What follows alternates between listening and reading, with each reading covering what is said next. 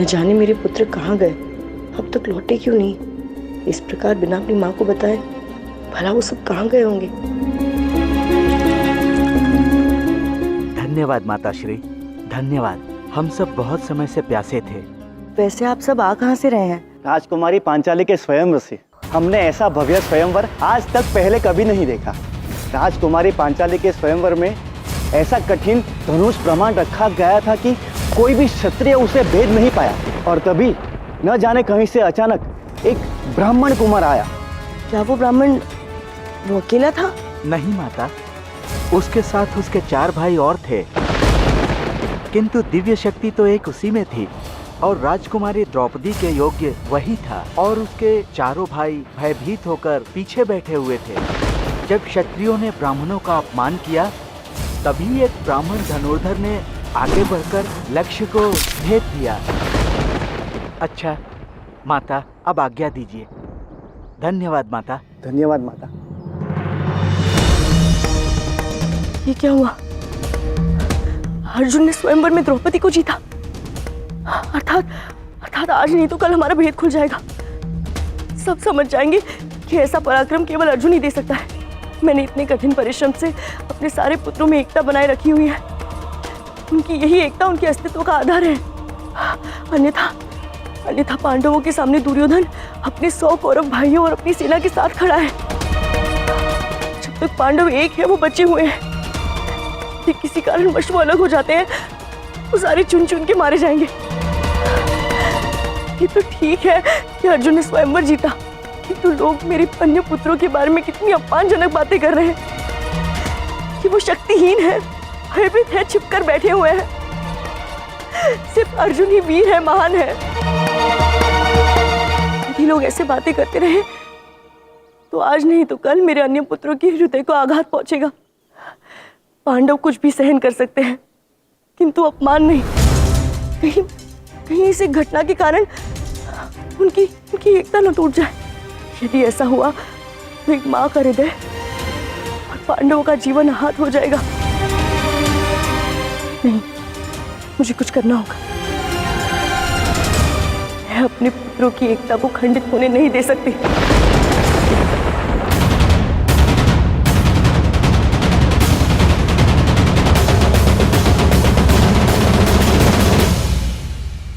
जय श्री राम, जय श्री राम, जय श्री राम, जय श्री राम, जय श्री राम, जय श्री राम।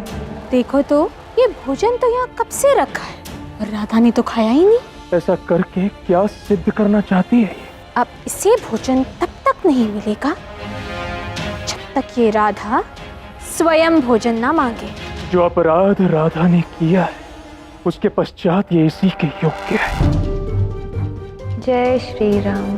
जाओ उठा लो इसका ये भोजन कुटिला। देखते हैं कि केवल राम का नाम लेने से इसका पेट कब तक भरता है। जाओ। जय श्री राम।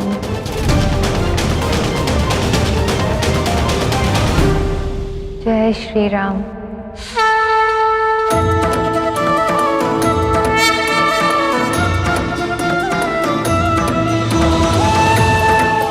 कृष्ण।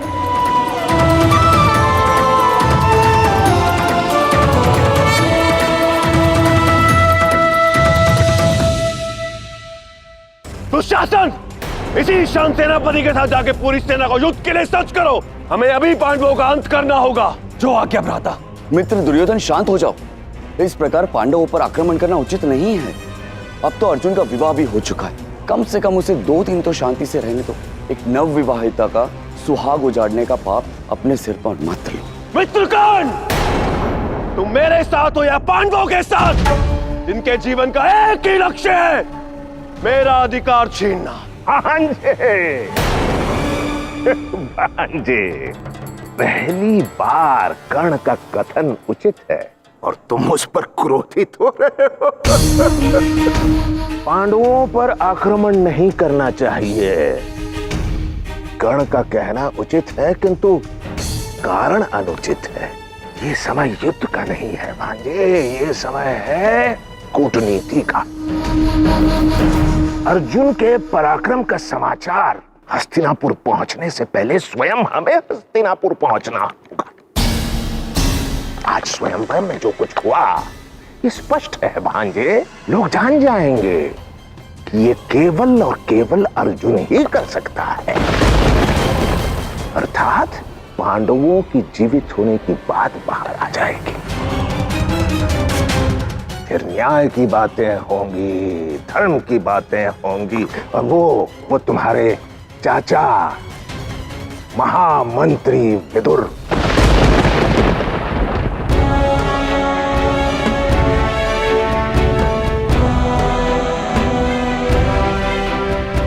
महाराज को विदुर का प्रणाम। क्या बात है विदुर, इस प्रसन्नता का क्या कारण है? कारण जानकर आप भी प्रसन्न हो जाएंगे महाराज। राजकुमारी द्रौपदी हमारे कुल की बहू बन गई है, और ये जानकर आपको अति प्रसन्नता होगी कि द्रौपदी का स्वयंवर जीता किसने है। हाँ मैं जानता हूँ, जाओ जाकर सारे राज्य को सज्ज करो, स्वागत का प्रबंध करो। मेरा पुत्र दुर्योधन विजयी होकर लौट रहा है। मेरी प्रथम पुत्र वधू द्रौपदी पहली बार हस्तिनापुर आ रही है। नहीं महाराज, द्रौपदी का स्वयंवर ना दुर्योधन ने जीता है, ना दुशासन ने, और ना ही कर्ण ने। तो फिर किसने जीता है विदुर? जो आपके पुत्र समान है, उसी वीर पांडु पुत्र अर्जुन ने।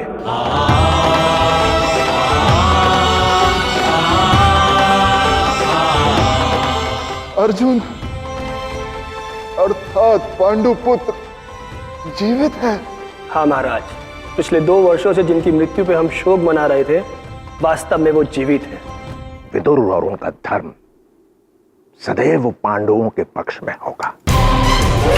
यदि विदुर सत्य जान गए तो वो तुरंत पांडवों को हस्तिनापुर बुलवा लेंगे और उनसे मंत्रणा करेंगे। भांजे, यदि ऐसा हुआ तो ये समझ लो हस्तिनापुर का सिंहासन तुम्हारे हाथों से दूर चला गया।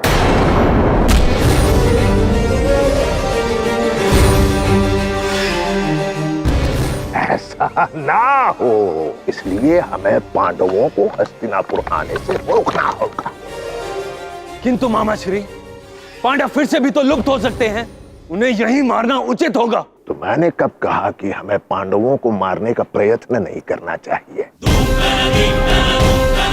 अवश्य प्रयत्न करना चाहिए, किंतु ये कार्य हम नहीं करेंगे दुशासन, ये कार्य करेगी सेना अथवा सेनापति।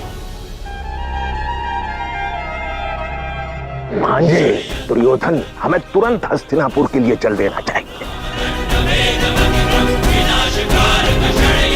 सुना नहीं मामा श्री ने क्या कहा? जाओ, मुझे पांडवों के शीश चाहिए।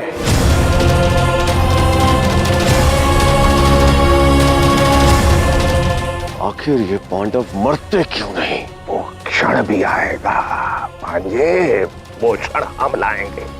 अभी हमें तुम्हारे हस्तिनापुर का सिंहासन बचाना है। प्रस्थान करो।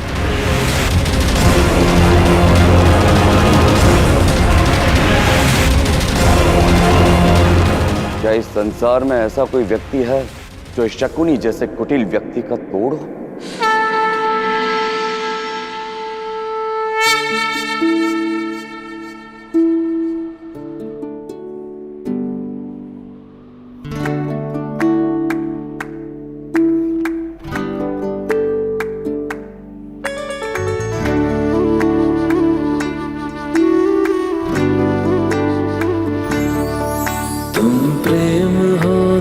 प्रीत हो मनमीत हो राधे मेरी मनमीत हो।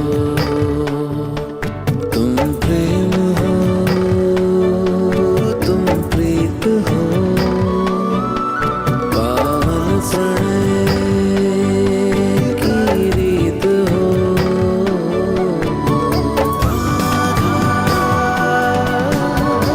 कृष्णा कृष्णा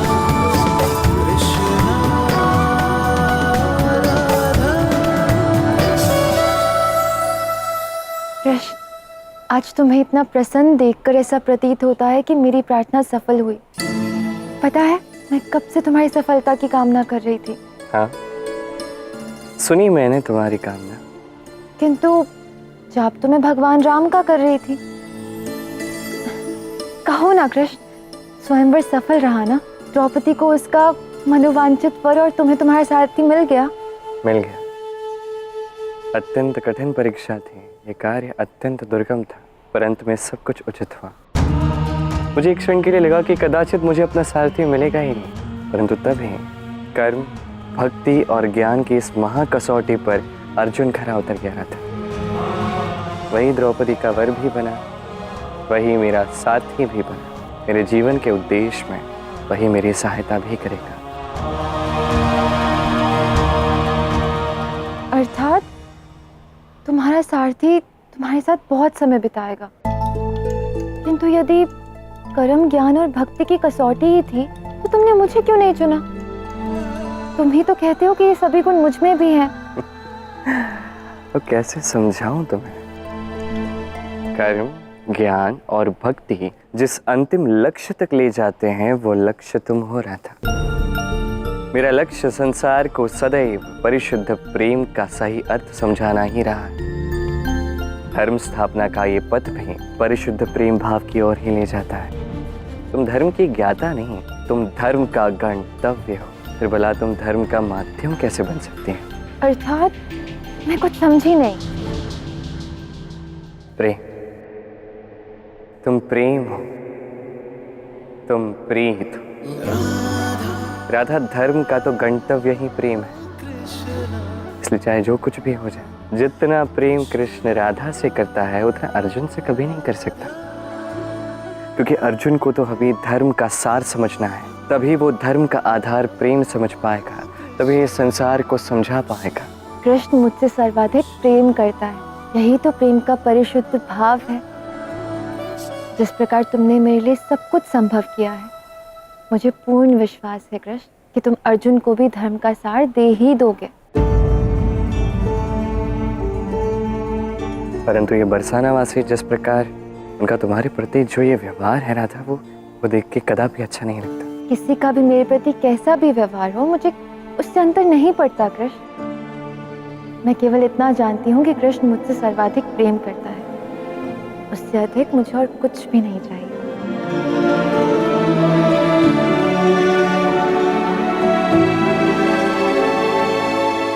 बालपन से लेकर आज तक मेरे पुत्रों के प्राण हरने के अनेकों प्रयास हुए हैं।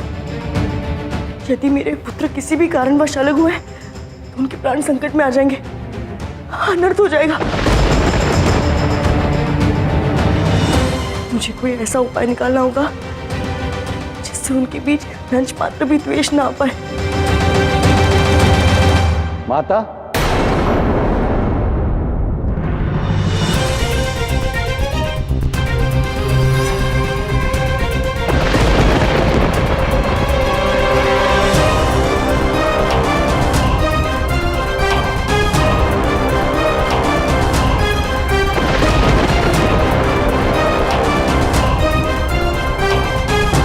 हे नारायण, मुझे क्षमा कर देना। अब जो मैं करने जा रही हूँ वो केवल मेरे पुत्रों के हित और उनके प्राणों की रक्षा के लिए करने वाली हूँ।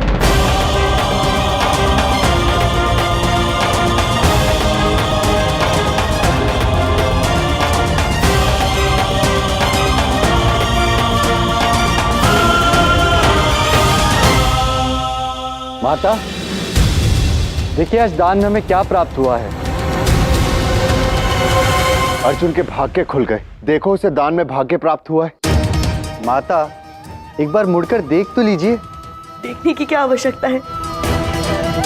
मेरे पुत्र कह रहे हैं तो दान में भाग्य ही लाए होंगे। और यदि ऐसा है तो केवल अर्जुन का भाग्य ही क्यों खुलेगा? मेरे पांचों पुत्रों का भाग्य खुलना चाहिए, क्योंकि उन्हें अंतिम श्वास तक एक साथ रहना है। इसी में उनका कल्याण है। इसीलिए सदैव की भांति आज भी मेरा यही आदेश है, दान में जो भी लाए हो तुम पांचों भाई समान रूप से आपस में बांट लो। बांट लो, बांट लो।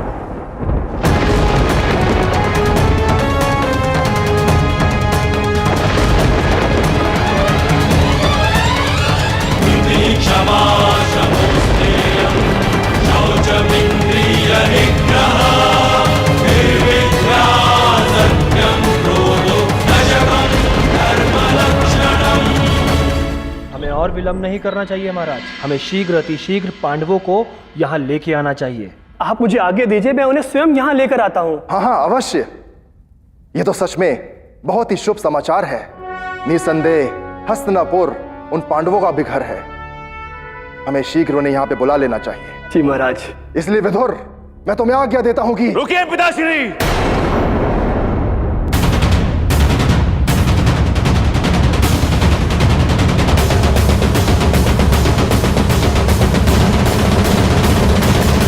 रुकिए। यदि उन धूर्त पांडवों को यहां बुलाया तो मैं दुर्योधन अग्नि समाधि ले लूंगा। अभी इसी क्षण अपने प्राण त्याग दूंगा। नहीं पुत्र, ऐसा मत बोलो। किंतु पुत्र, तुम मुझे रोक क्यों रहे हो? तुम्हें यह पता होना चाहिए कि वो पांडव तुम्हारे भाई हैं। भाई नहीं, कपटी है वो, कपटी। वहां पांचाल में भी उन्होंने छल किया मेरे साथ और द्रौपदी को ले गए, और मेरे प्रिय मित्र कर्ण का भी घोर अपमान किया उन पांडवों ने। मैं उन धूर्त पांडवों को कदापि क्षमा नहीं करूंगा पिताश्री, और वो पांडव यहां हस्तिनापुर में कदापि नहीं आएंगे। मेरे जीते जी कदापि नहीं आएंगे। ये कैसे धर्मविहीन बातें कर रहे हो युवराज दुर्योधन? रुक जाइए महामंत्री विदुर। अपनी विदुर नीति अपने पास रखिए। छल मेरे साथ हुआ है और उसका प्रतिशोध भी मुझे ही लेना है। किंतु पुत्र, छल तो पांडवों के साथ भी हुआ है। किसी ने उन्हें जलाकर मारने का षड्यंत्र रचा। कम से कम इस आधार पर तो तुम्हें उनके लिए सहानुभूति होनी चाहिए। इस प्रकार उन्हें हस्तिनापुर से दूर रखना अनैतिक और अनुचित होगा। किंतु पिताजी। दुर्योधन शांत। तो महाराज का कथन उचित है। पांडवों से हमारे संबंध हैं। उस नाते से हमें पांडवों को वापस हस्तिनापुर बुलाना ही होगा। किंतु महाराज बुलाए कैसे? वो भी तुरंत? महामहिम भीष्म तो राज्य में नहीं है। उनसे परामर्श किए बिना इतना बड़ा निर्णय लेना उचित बात नहीं है महाराज। गांधार नरेश, आप केवल समय व्यर्थ गंवाने की बात कर रहे हैं। भला पितामह को क्या आपत्ति हो सकती है इसमें? मैं समय व्यर्थ कर रहा? मैं तो समय दे रहा हूं आपको। इतने वर्षों बाद पांडव हस्तिनापुर वापस आ रहे हैं, उनका भव्य स्वागत होना चाहिए। प्रबंध के लिए समय की आवश्यकता होगी, वही समय दे रहा हूं मैं महामंत्री। महामंत्री जाइए, स्वागत का प्रबंध कीजिए। है महाराज? ठीक है। कदाचित पितामह पांडवों के स्वागत के पक्ष में कुछ नए विचार रखेंगे। हमें उनके आने की प्रतीक्षा करनी चाहिए। उसके बाद ही पांडवों का यहां आना उचित होगा।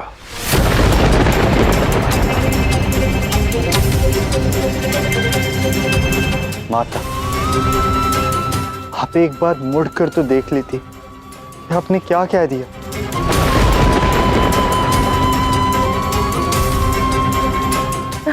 अरे, ऐसा क्या लाए हो जो मुझे देखने की आवश्यकता पड़ेगी?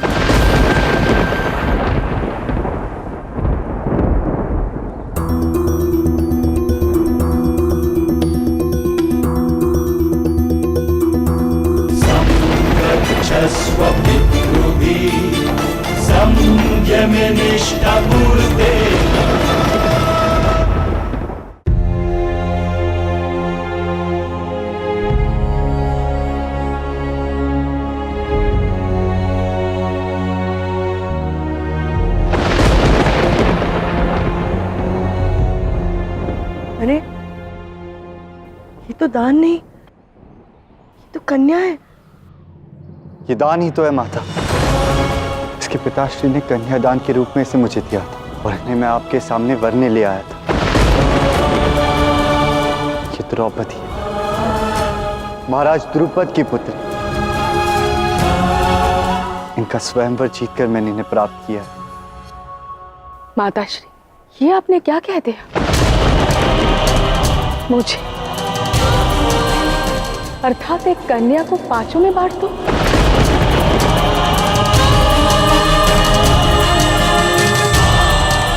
क्षमा करना पुत्री, मुझसे बहुत बड़ी भूल हो गई है, किंतु मैं सदा से यही करते आ रही हूँ। मेरे पुत्र जो भी लाते हैं मेरे आदेश पर समान रूप से आपस में बांट लेते हैं, इसलिए कभी देखने की आवश्यकता ही नहीं पड़ी। परंतु आज मुझसे बहुत बड़ी भूल हो गई है, मुझे क्षमा कर दो। किंतु माता, ये तो अनर्थ हो गया। आपने आदेश तो दे दिया, किंतु यह असंभव है। एक कन्या हम पांचों में कैसे बांटी जा सकती है?